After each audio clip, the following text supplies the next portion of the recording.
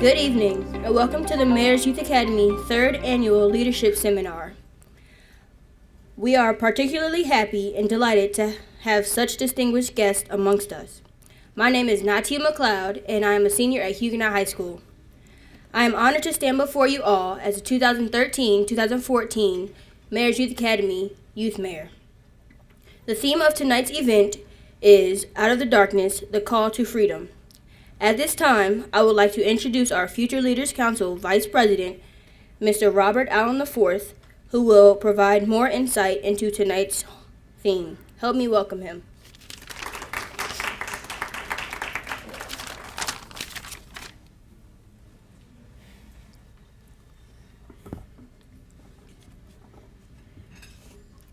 Ladies and gentlemen, I am Robert Allen IV, the Vice President of the Mayor's Youth Academy Future Leaders Council. I attend Franklin Military Academy where I am a sophomore. Tonight's event is an opportunity for the Future Leaders Council to honor the life and legacy of Nelson Mandela. Over the past few months, my colleagues and I have been exploring different leadership styles and learning about the characteristics that make strong leaders. Nelson Mandela's life and legacy is certainly an example of extraordinary leadership that we can all aspire to. We all know that Mandela's walk to freedom was long. Tonight, we will hear from our mayor, the Honorable Dwight C. Jones, whose long record of service to the Richmond community has taken many forms. From Virginia Union University, student and mayor of the city of Richmond, and most recently, elected chairman of the State Democrat Party. Mayor Jones' legacy is still unfolding. Mandela's greatest, in my opinion, quote is that the greatest glory in living lies not in never falling, but in rising every time you fall. He also said, "Do not judge me by my success. Judge me by how many times I fell down and got back up." This means to me that we all will face trials that swing at us and knock us down. But our true battle does not begin until we make that internal decision to get back up and keep moving. The more we try, the more we will be hit with. As time goes by, we will become accustomed to it and become strong for all to see. That is what makes a true leader. What counts in life is not the mere fact that we have lived. It is what difference we have made in the lives of others that will determine the significance of the life that we led. Before we hear from Mayor Jones, we'll have a short video presentation showcasing Nelson Mandela's legacy and why, even in death, he continues to inspire future generations of leaders. Thank you.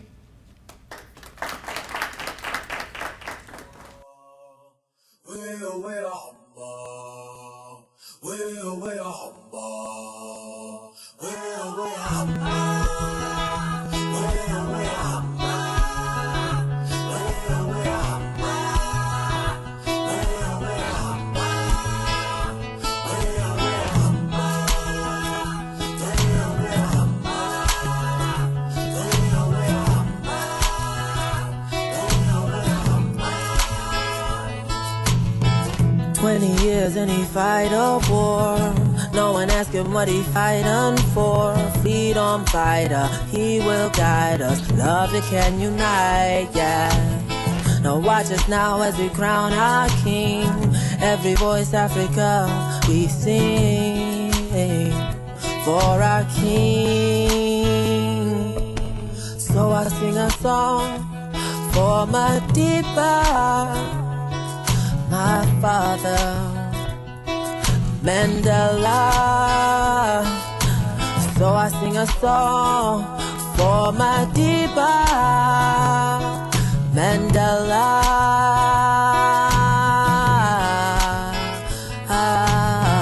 30 years and we see one man march forth, take freedom hand. Freedom fighter, he will guide us. Love it can unite. 10 generations, one choice, one nation, one voice. Mandela, take me home, take me home.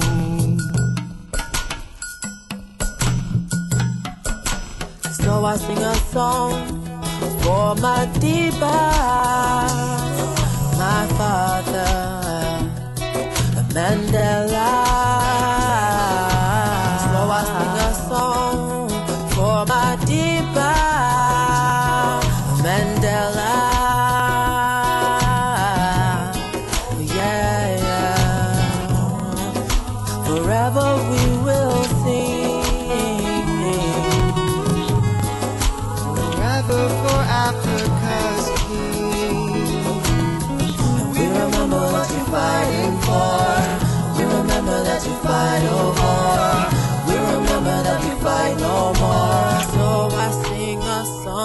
for my diva.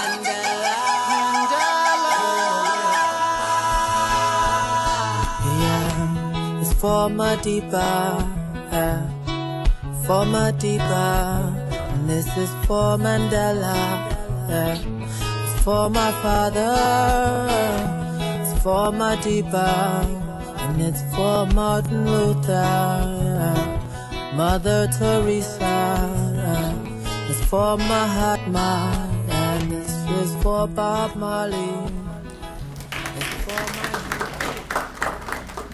Well, good evening, everyone, and I'm delighted to be here with the Future Leaders Council. I want to thank Natea and Robert for doing such a wonderful job of introducing the program, and Madam Youth Mayor for doing such a wonderful job of leading as the Youth Mayor. And I want to thank Leah Walker for the fine job she has done leading the MYA this year. Let's give her a round of applause. And I need to tell you before I begin that I'm very happy to see you, but I'm also happy to see the parents who are here, because we know that these young people can't succeed without the support of family and parents. But I also want to tell the members of the Future Leaders Council that I've been mayor for 5 years now, and one of my proudest achievements is the Mayor's Youth Academy. And when I think about the things we've been able to accomplish and think about the young people who have particularly been impacted by the Mayor's Youth Academy, then this is one of the things that really is near and dear to my heart. And so I want to congratulate you on being a part of this wonderful opportunity that so many want to be a part of, but are not able because there are so few slots.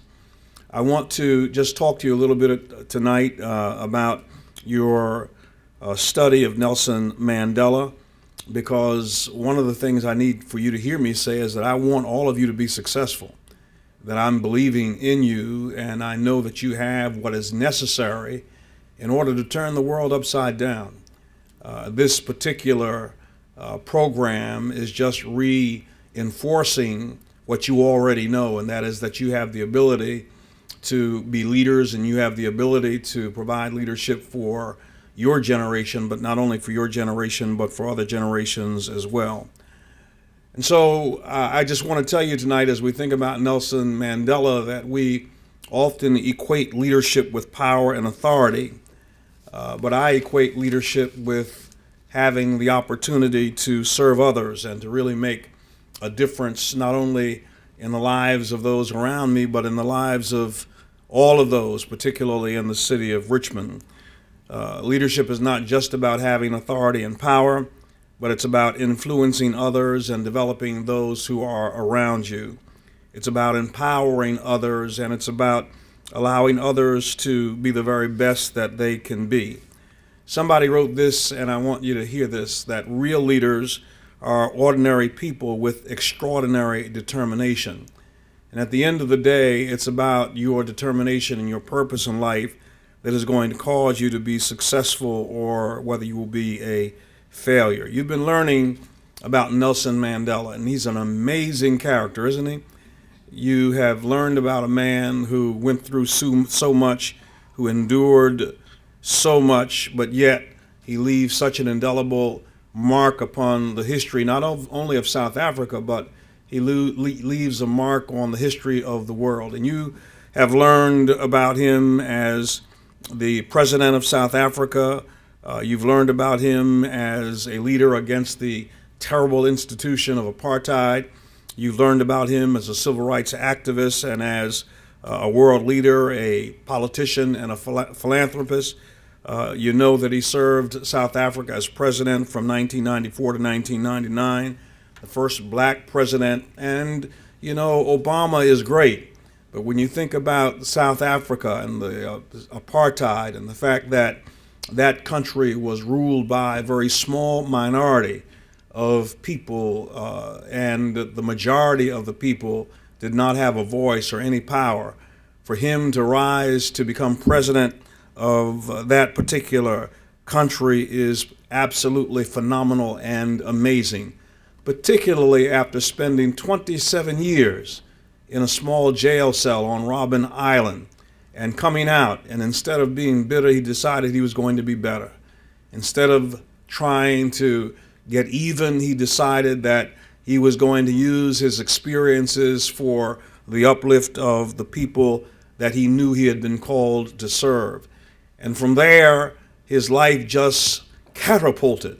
And when you find yourself in a position where you lose yourself in your passion, and when you find yourself in a position when you are giving yourself to others, then somehow the wind beneath your wings begins to catapult you to heights that you never thought you would be able to reach. Surely in that jail cell, Nelson Mandela never thought that he would win the Nobel Peace Prize. Surely in that jail cell, he never thought that Madiba would become a term of endearment in South Africa, where people would just say that word and they would have visions of a great and loving father. He died at the age of 95 just last year, but he died, but he leaves such a noble memory for us. And you know, all of us have to die, but when we die, if we can leave something behind that causes others to remember us and to think well of us, leave something behind that causes the world to miss us, then our living will not be in vain. Somebody said that on Nelson Mandela's Twitter page. It says, death is something inevitable, and when a man has done what he considers to be his duty in life, his people and his country, he can rest in peace. And I know that you live in the digital age, and so that was on Mandela's Twitter page. I want to ask you what's on yours and what's on your Facebook page. Is it anything that allows people to understand your desire to be a great leader, that allows people to understand your desire to strike out from the pack and be different from those who are not really about anything? The truth of the matter is that everything we do has meaning and everything we do has an effect. And I want to challenge you as future leaders to recognize and focus on the extraordinary opportunity you have to be determined to lead an exemplary life. Mandela proved that by going through what he went through and not becoming bitter but becoming better, that no matter what circumstances you face, you can overcome. You cannot use as an excuse the fact that you come from this neighborhood or that neighborhood, or you don't have this kind of parentage, or there's not this amount of money in your house. The truth of the matter is that leadership is something that is internal rather than external. And if you have it in you, nobody can take it from you. And if you have it in you, there is nothing that can stop you from meeting your goal, nothing that can cause you not to be successful in life.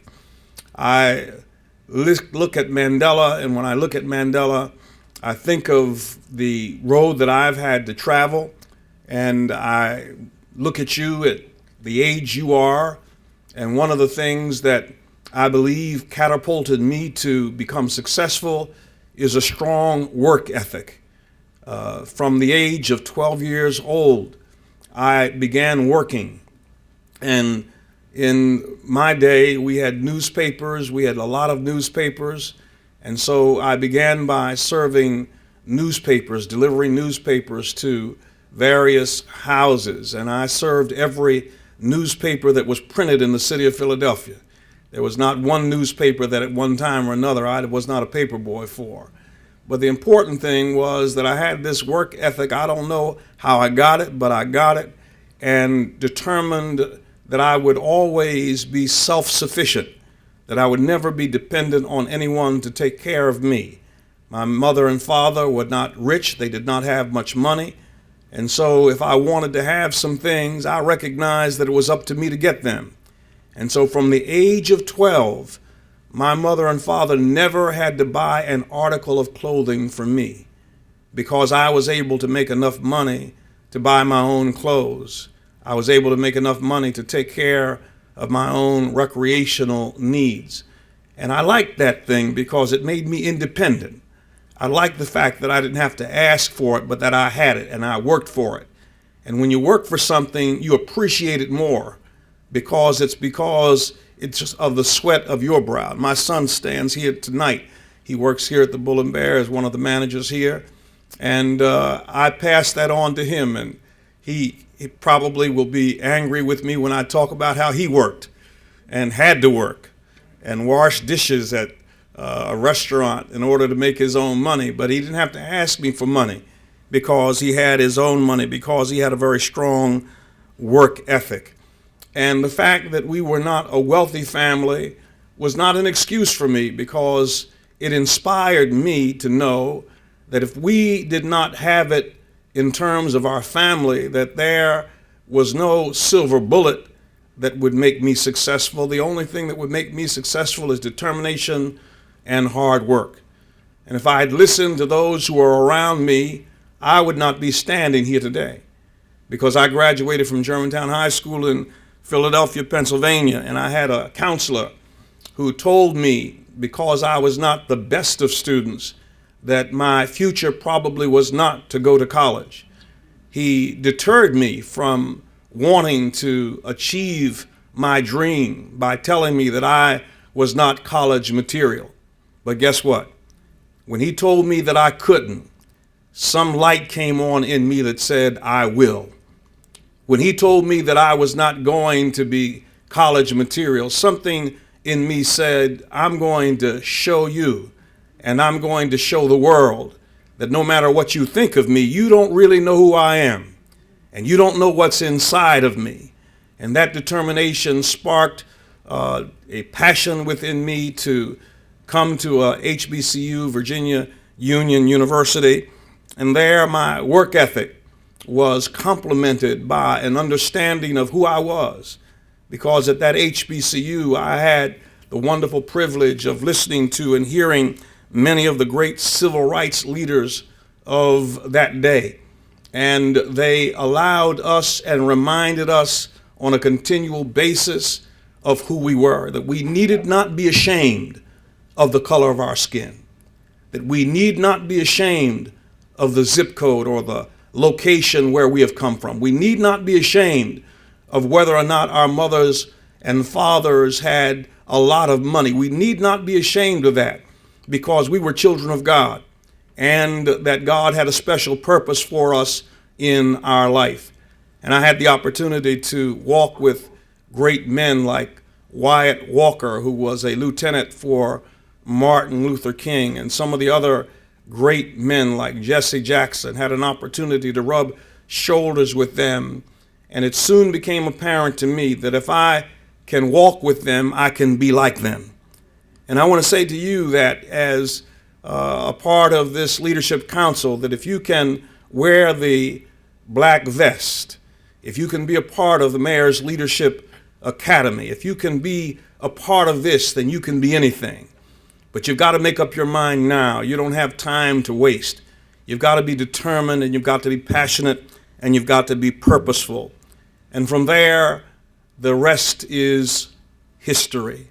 From there, the rest is history, because of the strong identity that I had for myself and the strong work ethic that I had developed for myself. and the understanding of what I could be, that there was no mountain too high, no ceiling that I could not crash through, then I began to push and do the things that you have said I have done here tonight. And so I've come to challenge you tonight and charge you and to tell you what our expectations of you are.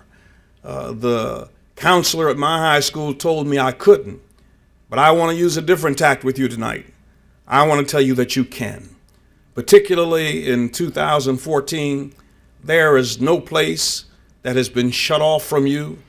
There is no university that you cannot attend. There is no job you cannot take. You can even become president of the United States of America. When I was coming along, I did not have that model. I did not have the understanding that there were no glass ceilings, that there were no limitations. But you have that wonderful understanding tonight that you can be all that you want to be if you're willing to work for it, if you're willing to not let anything stand in your way.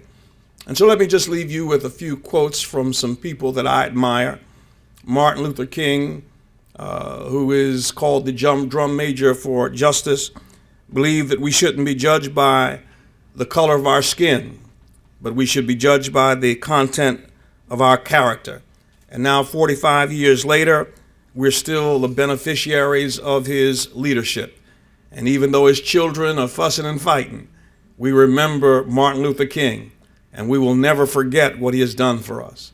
Rosa Parks, who refused to get off of a bus because she was tired, and then opened the door for so many of us just by her willingness to take a stand.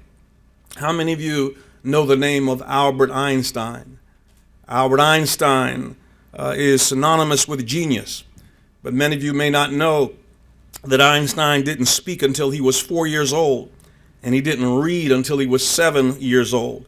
His teachers thought he was mentally handicapped, that he was slow, and that he was antisocial, but eventually he was expelled from school. It might take him a little bit longer to finish, but most people would agree that he caught up pretty well in the end, winning the Nobel Prize and changing the face of modern physics. How many of you know the name of Thomas Edison, and the inventor who invented many things that we use today? People said he was too stupid to learn anything, and we know now that as an inventor, he made 1,000 unsuccessful attempts at inventing the light bulb, but he had to fail 1,000 times before he succeeded. And now every home has light bulbs in it. An idea doesn't become reality through magic. It takes sweat, it takes determination, and it takes hard work. Great leaders are willing to work and invest to leave their organizations in a better state, in a better position than when they found it. And then the final quote is from Nelson Mandela, which is my favorite. It says, "The closed doors don't open by staring at them." That means that success is not going to knock on your door or ring your bell.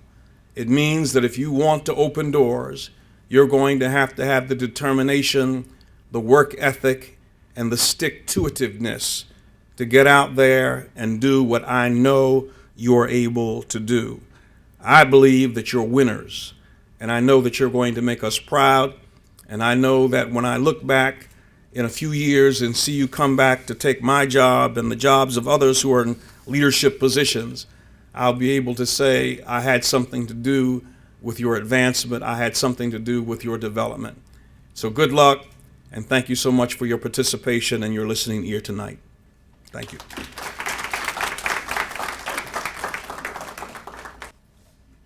Well, thank you, Mayor Jones. I have to say that I have been working with and for our mayor probably for a little over 10 years now. And that was one of the best speeches I think I've ever heard. So thank you, Mayor, and thank you for sharing that with us. I do want to, first off, let me introduce myself to all of the parents. I think you all know me by now, but I'm Leah Walker, and I'm the program director for the Mayor's Youth Academy. We do this event every single year, and we've had various speakers who have come, and we always try to come to a really nice place. And I want to thank Brent Jones and the Bull and Bear Club for hosting us here tonight. Thank you so much. This is not the kind of place that we would normally find ourselves at as the Mayor's Youth Academy, but I think it's important for our young people to know that you belong anywhere in this community.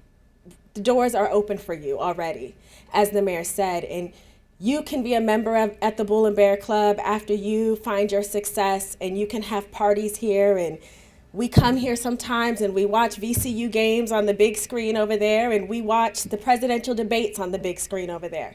So this is what once was a very, and still is to a certain degree, exclusive place in the city of Richmond, but you belong here just like anybody else does, and I want you to know that, which is why we're here tonight. I also want to say that we've had various speakers, and the students actually said, Mayor, that they wanted to learn more about our mayor, and they wanted to know why you started the Mayor's Youth Academy and why this is important to you. And so that's why this year we had the mayor as our speaker. But I do want to let you know before you all leave today, all of our members who attended today are going to receive a copy of Mandela, A Long Walk to Freedom, the DVD, which was just released today. I don't know if you all have seen this movie yet, but the staff and I went, I think, opening weekend when this movie came out, and it was very inspirational to us, and it's really what inspired a lot of the lessons that we've gone over this year, as well as the program tonight. So I hope, we normally give a book, but I was worried you all wouldn't read the book. So we're going to give you all a copy of the DVD today, and I hope that you and your families do enjoy this movie, and that you do have an opportunity to be inspired once again by the legacy of Nelson Mandela. So I want to just real quickly, before we adjourn for tonight, acknowledge the staff. My team, I think, is one of the hardest working teams at City Hall, and I definitely want to acknowledge them. So I have my left-hand lady, Ms. Rosalind Brown, who is the coordinator for Future Leaders Council. My right-hand man in the back, Mr. Lamont Barnes, who I can always depend on to tell somebody to pull their pants up. And also, in our newest member of our team, Ms. Erica Wakefield, who is our coordinator for Youth Supporting Youth and Girls, Inc. Last but certainly not least, thank you, Mayor Jones, for joining us tonight and for your continued support of what we do. Every time I have an idea, somehow we're able to make it happen, and that's largely because of the mayor's support of this program. So thank you.